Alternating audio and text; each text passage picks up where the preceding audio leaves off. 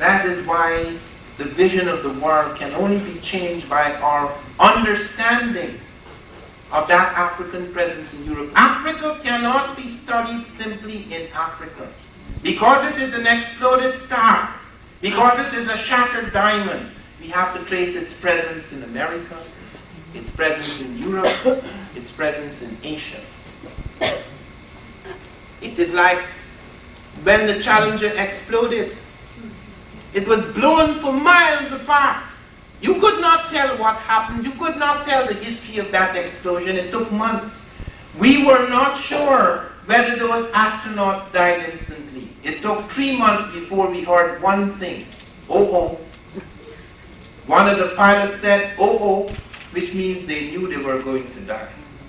And then when we studied the charred, crushed bodies, we found somebody was trying to help somebody with their seatbelt. So we knew that they were falling through the air with the awful knowledge that they were going to die a terrible death.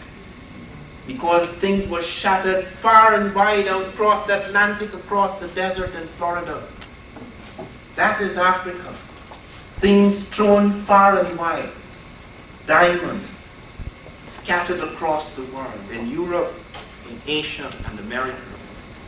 And that, the desire and the capacity to go back, nothing is lost, nothing is lost. Last year we photographed a star that died 164,000 years ago. 164,000 light years ago. How could we photograph something that vanished, that died so long ago? Because it is still there. Bell Labs picked up the sound of the explosion of the universe.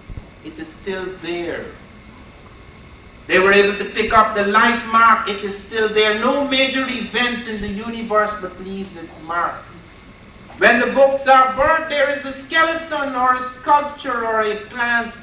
There is always something that speaks to us, signals from the past.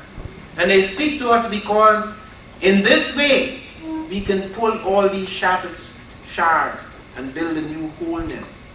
We do not have to feel fragmented anymore, because in resurrecting our history, we can bring alive again that fantastic spirit which vivified the Egyptians and the Moors, the spirit that can become ours again.